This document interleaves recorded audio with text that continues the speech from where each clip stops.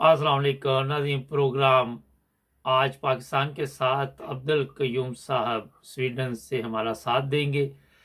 थोड़ा सा मैं बता देता हूँ कि जो हमारे पास इतला है कि चीफ ऑफ आर्मी स्टाफ जो कमर जावेद बाजवा है, ये जल्द ही जा रहा है और अब इसके पास टाइम नहीं है। दूसरी तरफ मरियम का पासपोर्ट वापस दे दिया गया है और तीसरा ये है कि इमरान खान के गिर्द घेरा तंग किया जा रहा है।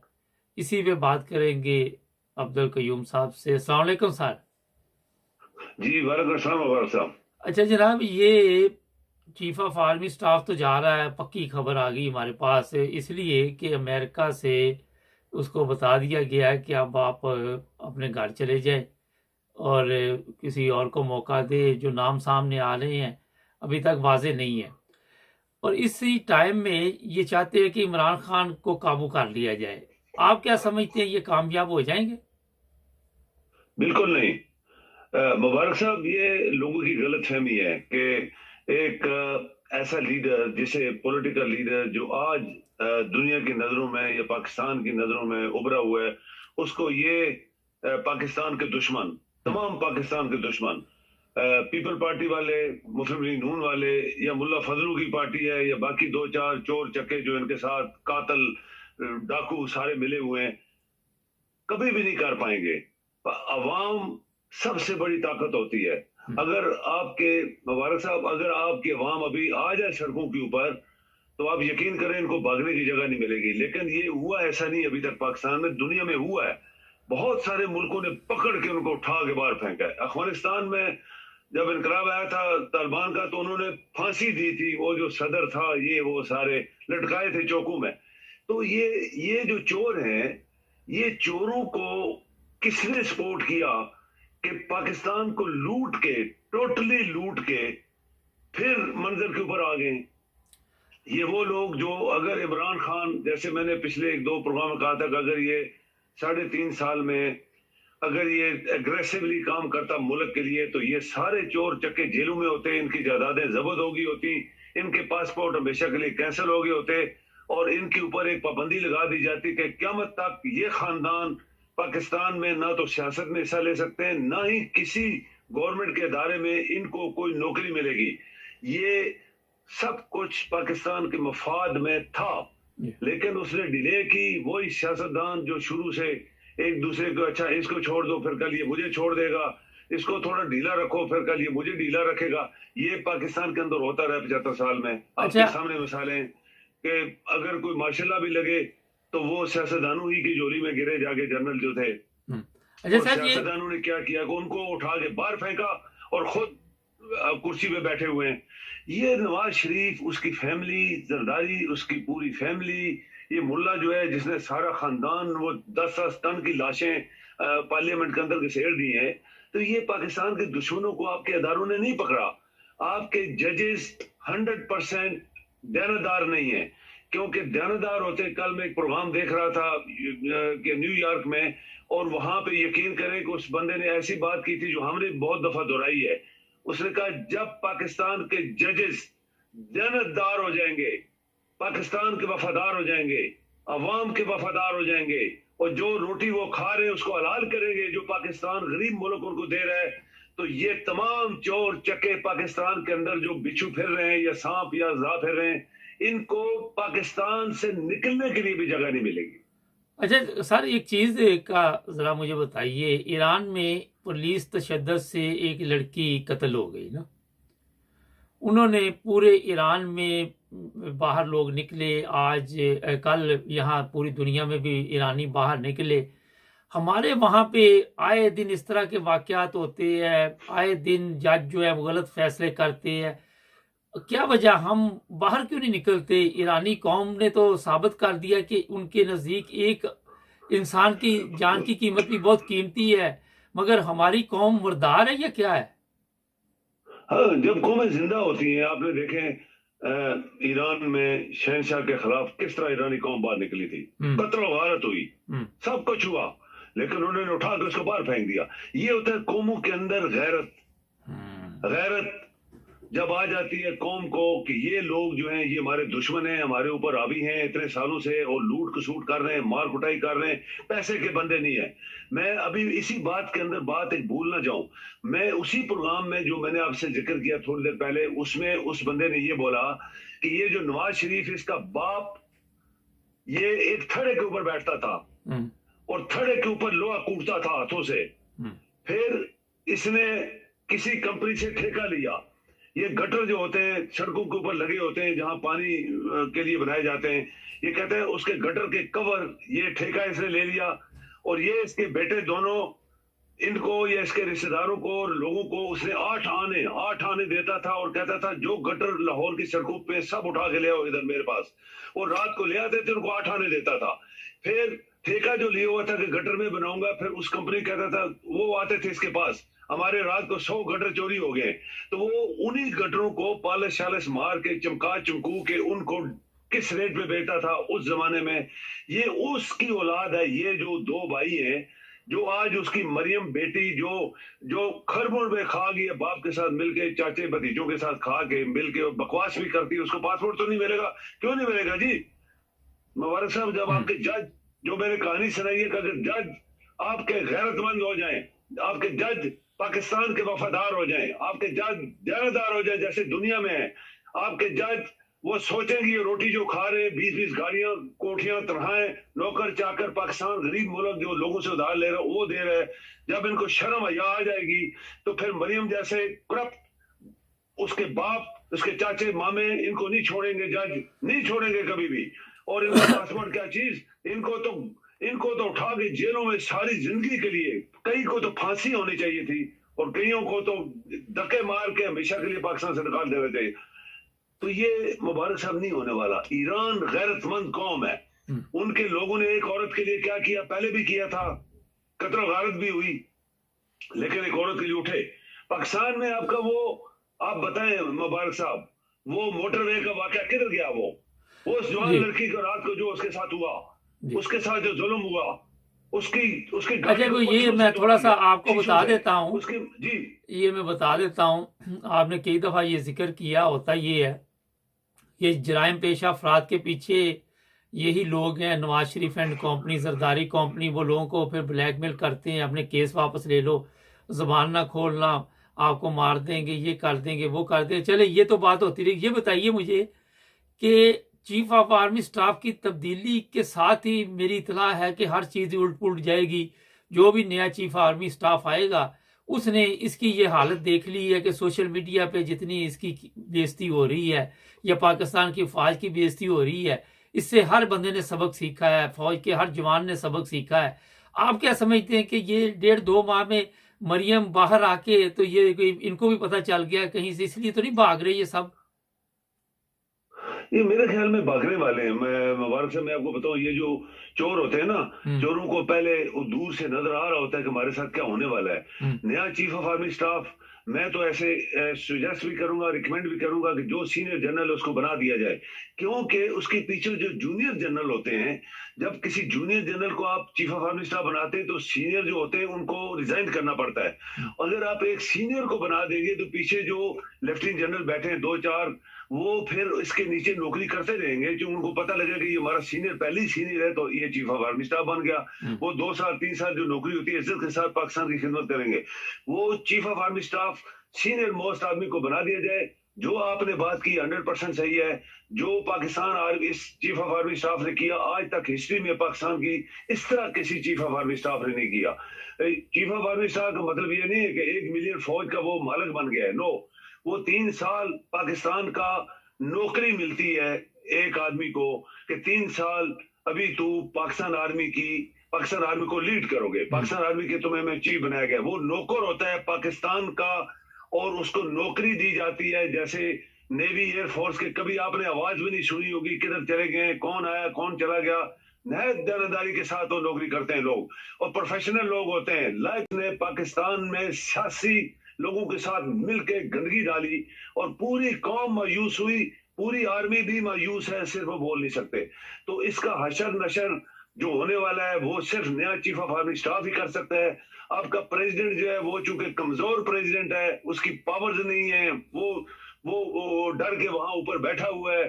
तो ये आपने जो बात की, मैं भी ऐसे सोच रहा हूँ कि ये आइंदा आने वाले जो होंगे वो चीफ ऑफ आर्मी स्टाफ, जिसको पता लग गया इसके कितनी बुरे हालात, इसने क्या क्या किया मुल्क के साथ, इसकी कितनी बेइज्जती हुई, कदम कदम पे करोड़ों दुनिया ने बेइज्जती की, पूरा सोशल मीडिया दुनिया में लोग इसके खिलाफ बोल रहे हैं। हम नहीं बोल रहे, हम तो लोगों की सुनी सुनाई बातें कर रहे हैं आपके चैनल पे, और आप भी चैनल पे बातें कर रहे हैं। ये सुनी सुनाई बातें, ये पढ़ के हम बातें कर रहे हैं, लेकिन जो ओरिजिनल जो एक्चुअल लोग हैं वो तो पाकिस्तान के अंदर हैं। वो क्या क्या बातें कर रहे हैं, वो क्या क्या अखबारों में लिख रहे हैं, ऊंचा नीचा हर चीज वो बोल रहे हैं। तो ये मेरे ख्याल में मुबारक साहब होना चाहिए ये आइंदा, ताकि कोई शख्स इस तरह की जुर्रत ना करे कि सियासतदानों को अपने घर बुला के रोटियां खिलाए, डिनर खिलाए, और एक सही सलामत चलती हुकूमत के खिलाफ साजिशें करे और उनको मिल मिला के उठा के बाहर फेंकवाए। ये किसी चीफ ऑफ आर्मी स्टाफ ने नहीं किया, लेकिन इसके थ्रू हुआ है। जैसे इंफॉर्मेशन हैं, सारी दुनिया को पता है, पूरी दुनिया को भी पता है, पाकिस्तानी को पता है। मेरे ख्याल में वो शख्स जो आएगा, बहुत सारा गंद मन जो है वो उसको ठीक करेगा। अजय, तो ये भी तो हो सकता है कि जिसको ये लाना चाह रहे हैं उसकी पहले वीडियो बना के रख ली हो, ताकि उससे भी जो मर्जी करवाते रहे। कभी नहीं। अच्छा। मुबारक साहब, कभी भी नहीं। मैं आपको बताऊं कि जो आर्मी के जनरल होते हैं बड़ी मेहनत करके आते हैं, बड़ी मेहनत करके बेचारे धक्के धुके खा के, और एक एक, मैंने आपको बताया था, एक एक कांटा उनके सामने रोज आता है, उसको वो देख के क्रॉस कर आगे चलते जाते हैं। मुल्क के वफादार होते हैं, रात दिन जागते हैं, आपकी फौज, आपके जनरल रात दिन जागते हैं, एक्सेप्ट एक दो चार बंदे जो आए हैं, जैसे मुशर्रफ आ गया था, वो उसने एज ए जनरल ठीक था, लेकिन जब गंद डाला सियासत में आया तो उसके ऊपर क्या क्या फिर गंद पड़ा। इस तरह कुछ और लोग आए जो खामोशी के साथ, क्या नहीं आया था, वो इतना लायक बंदा नहीं था, लेकिन वो खामोश रहा, उसने इस तरह का हरकतें नहीं की जिस तरह बाजवा साहब ने की हैं। तो बाजवा साहब को पता होना चाहिए था कि ये टेम्परेरी है, 3 साल के लिए। आपको पता है जरदारी ने बोला था, जरदारी ने क्या बोला था रहील शरीफ को, तुम्हारे 3 साल है, तुम 3 साल बाद गायब हो जाओगे, हम हमेशा रहेंगे, हम तुम्हारी ईंट से ईंट बजाएंगे। ये जरदारी ने बोला था, लाइव बोला था, तकरीर कर रहा था, तो किसी ने उसके खिलाफ एक्शन नहीं लिया। अच्छा, ये बताइए कि ये जो चीफ ऑफ आर्मी स्टाफ जा रहा है, इसे कौम किन अल्फाज में याद रखेगी? मेरे ख्याल में जो आज आप सोशल मीडिया पे, मीडिया के ऊपर, अखबारों में, दुनिया में जो आप देखें, करोड़ों दुनिया जो बातें करे, इन्हीं अल्फाज में याद रखेगी। अच्छा, इसका मतलब मेरा तो ख्याल इससे भी ज्यादा सख्त अल्फाज निकल आएंगे। देखो ना, करोड़ों रुपए, करोड़ों सच्ची सारी, करोड़ों लोग जब एक बंदे के खिलाफ बातें कर रहे हैं, तो फिर उसके वो इसके बाद अगर आपकी स्ट्रांग कोई गवर्नमेंट आती है, मैं आपको देनदारी से मुबारक साहब कहता हूँ, अगर आपकी कोई स्ट्रांग गवर्नमेंट आती है तो फिर इसके खिलाफ कानूनी कार्रवाई भी हो सकती है। अच्छा, ये एक चीज और है कि इमरान खान ने कल धमकी दी है राना सनाउल्लाह को, और ये जो आजकल शहबाज शरीफ है, और कहा गया कि जो मैं गेम डालूंगा आप सोच भी नहीं सकते। पिछले दिनों हमारी इतला के मुताबिक इमरान खान की सदर पाकिस्तान की और चीफ ऑफ आर्मी स्टाफ जो मौजूदा है, इसकी मुलाकात वहाँ पे हुई है ईवान सदर में। और क्या बात हुई इस बार इमरान खान ने जवाब देना मुनासिब नहीं समझा। ज़ाहिर है कुछ उन्होंने इस पे कोई ऐसी बातें होंगी जो कौम के सामने नहीं लाना चाहेंगे। आप क्या समझती हैं कि ये जो बड़के मार रहे हैं सनाउल्लाह कि हम ये कर देंगे वो कर देंगे, ये बाद में भाग दौड़ जाएंगे, वहां मिलने नहीं जब इस्लामाबाद का घेराव किया जाएगा? मैं कहता हूं कि इमरान डिले कर रहा है। इमरान जितनी डिले करेगा इतनी ही उसकी, वो कहते हैं आवाज जो है ना, वो गुब्बारे वाली, वो निकलती रहेगी, और फिर एक दिन गुब्बारा ठुस हो जाएगा, जिसको पंजाबी में वो डॉक्टर शाहिद मसूद कभी कभी वो कई अल्फाजों में वो कहता है इसका ठुस होगी हवा। ये एक चीज होती है वक्त। मुबारक साहब, क्या चीज होता है वक्त जो होता है, वो उसका एक टाइम जो होता है, वो उसी टाइम के ऊपर जो करना है वो करो, वरना वो लेट हो जाएगा, डिले हो जाएगा, सब कुछ तुम्हारे हाथों से निकल जाएगा। 3 साल इसी तरह इधर उधर करता रहा, क्रिकेट की कहानी और मदीने की गलियां लोगों को दिखाता रहा, और इसके हाथ कुछ भी नहीं आया। ये फेल हुआ है 100%। मेरी ये जजमेंट है कि मैं तो इसकी पार्टी का बंदा नहीं हूं, ना आप हैं। हम लोग तो एक जेन्युइन पाकिस्तान की मुफाद में बातें कर रहे हैं। हम किसी के फेवर नहीं कर रहे, हम किसी के पार्टी से पैसा नहीं ले रहे, या हम किसी के वो जेब के लिफाफे नहीं है। ये दानादारी की बात है कि ये शख्स फेल हुआ है, 3.5 साल मुबारक साहब बड़ा अरसा होता है। अगर ये बड़े बड़े करप्ट लोगों को पकड़वा देता, जेल तो और इनकी जायदादें जब्त लेकिन करवा सर देता, ये हम कह कहता रहे थे उसका जायदादें जब्त करो। उसका कहना है कि वहां पे भी मेरे लिए ये चौकीदारी प्रॉब्लम बना हुआ था, चीफ ऑफ आर्मी स्टाफ। लेकिन मैं वो चीफ ऑफ आर्मी स्टाफ को चीफ ऑफ आर्मी स्टाफ समझता ना। नहीं, लेकिन वो चीफ ऑफ आर्मी स्टाफ तो कोई sir chief chief of of army army staff staff देखें इसको मुबारक वजीर साहब, आजम नहीं समझता था। वो कहता था जब चीफ मर्जी ऑफ आर्मी स्टाफ मुबारक साहब, चीफ ऑफ आर्मी स्टाफ होता है, वो गवर्नमेंट का एक मुलाजिम होता है। हाँ, लेकिन आपका हमारे तो 4 बादशाह स्टार होता है ना। जनरल, देखिए ना, आपका 4 star general chairman joint chief of staff committee भी तो बैठा हुआ है ना, वो इससे भी सीनियर है, वो उसकी सीनियर पोस्ट भी है। वो चुप करके क्यों बैठा हुआ है? नेवी एयरफोर्स के लोग क्यों चुप करके बैठे हुए हैं? वो भी तो 4 स्टार जनरल हैं, वो वफादार है अपने मुल्क के।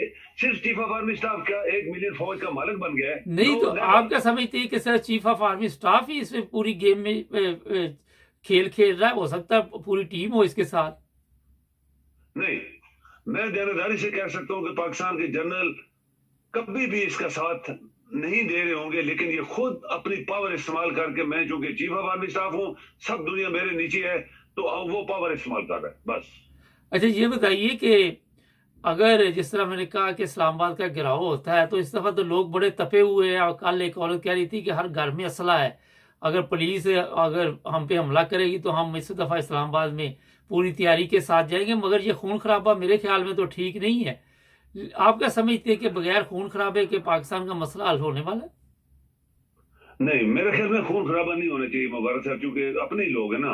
अभी जो इस्लामाबाद की पब्लिक है वो तो आम लोग हैं, वो तो इमरान के साथ होंगे डेफिनेटली। अभी पुलिस भी हमारी अपनी है, पुलिस वाले नौकरी अगर इस्लामाबाद में उसके ऊपर वो प्रेशर डाल के, ये जो सनाउल्लाह है, जिसका नाम देखो, कैसा नाम देखो तो अच्छा ही है सनाउल्लाह, और काम देखो इसके इबलीस वाले हैं सारे।